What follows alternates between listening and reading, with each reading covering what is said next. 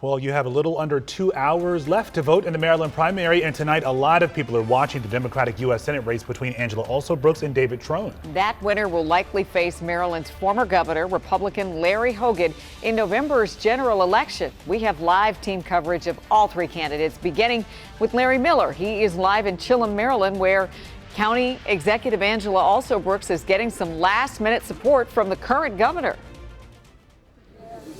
Yeah, and the current governor, Governor Westmore, is here right now. He's been talking with voters as well as those associated with Alsobrooks' staff and campaign volunteers as well, really trying to get her over the line and make that last-minute plea to voters that she's the candidate that you want representing Marylanders in the U.S. Senate. I just spoke with the governor. He said there is so much on the line, but he did say this, that he would support either Democrat, but as long as a Democrat is the one, he says, that secures that seat, because he says the issues are too important, from abortion to issues on the economy. We also spoke with Alsobrooks, who said, you know, she is the best candidate to go on to the general election because she is uniquely qualified, and a lot of the kitchen table issues that voters talk about, crime, the economy, jobs, are issues that are important to her. Take a listen.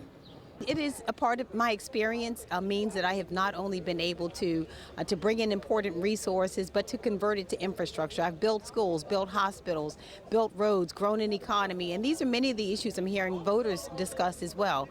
The need to grow our economy, women's right to choose. We're very concerned about our reproductive freedoms, about safe places to live and affordable housing. These are many of the themes that I'm hearing, and they're ones that I've talked to voters about. When I think about someone who understands what it means to make sure that we are going to be a safe haven for abortion rights and that we need to have champions who are going to fight for that. Someone who understands economic development, who has a track record of it. Someone who understands public safety is of the highest priority and has a track record of actually delivering public safety to Prince George's County. For me, the decision was easy. So I'm excited to be here. I'm excited to support the county executive, and I'm excited to move on to November.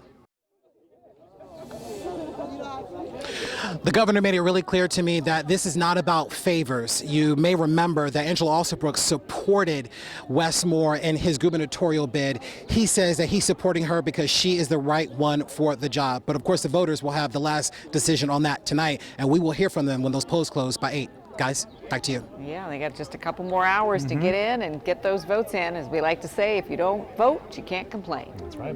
All right, Larry, thank you. And right now we want to check in on the county executive's opponent. Our Simone D'Alba joins us now from Baltimore, where Congressman David Trone will be watching the results come in tonight. Hi, Simone.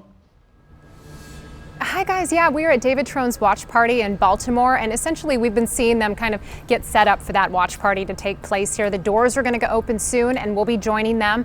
We know tonight, of course, is such a high-stake night. This has been such a contentious race for the two of them, and let me go ahead and set the stage for you here, because we have incumbent three-term Congressman David Trone versus Prince George's County Executive Angela Alsobrooks, and really this has been one of those races that is making headlines all across the nation. I wanted to show you some video because we know every vote counts in this race, and you're watching a video this morning of Congressman David Trone casting his own ballot. Of course, whoever wins this primary is going to set up a general election matchup, which really has the potential to tip the power of Congress in the fall. That's why all eyes are on this race. And of course, what has made this race interesting? We've got neck-and-neck polling. We have a massive amount of spending, and we have seen high stakes, the high stakes nature of this race really unfold before our eyes, especially with the entrance of Larry Hogan.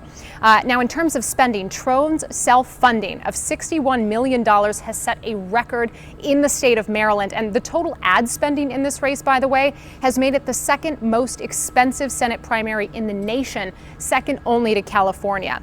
Now, the spending disparity between campaigns has been a talking point. It's massive. David Trone's $61 million to Alsobrooks' $4 million. But of course, will all of that self-funding pay off?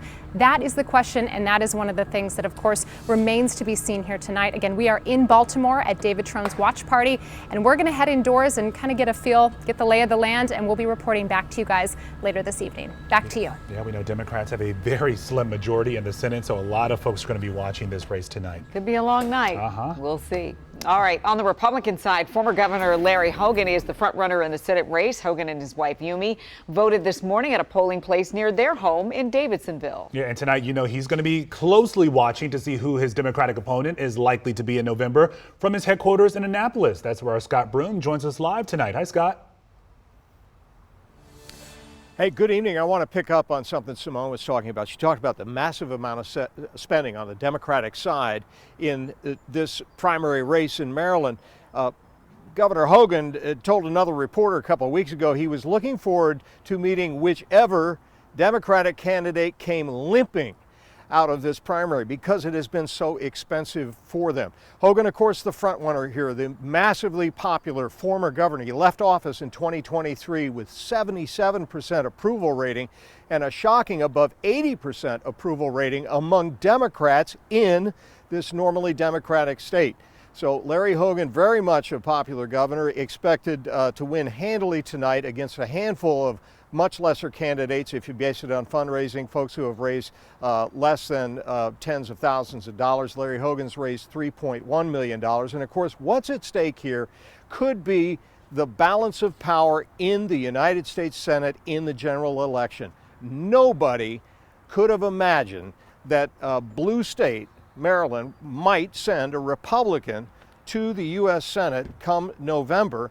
Before Larry Hogan made the surprise announcement that he was going to go ahead and run in February. It very much puts the state of Maryland in play. It puts a national spotlight on the state, and Larry Hogan is expected to carry the Republican Party flag into that general election after what is expected to be a victory this evening here in Maryland. I'm going to be standing by here at the Hogan headquarters tonight. He's not in the House yet. He will be shortly.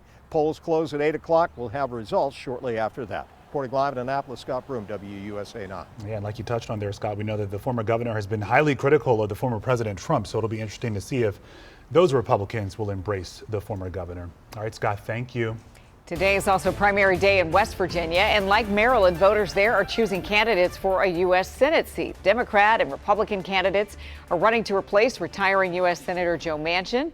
Voters statewide are also casting ballots in the race for governor and president, and polls in West Virginia are open until 7:30. Yeah, and once those polls are closed, WUSA 9 is the place to be for in-depth primary coverage. We'll have up-to-the-minute results, real-time reaction from the candidates, and a look at what happens next. That's all tonight on the News at 11. You can also stream us anytime for free on WUSA 9.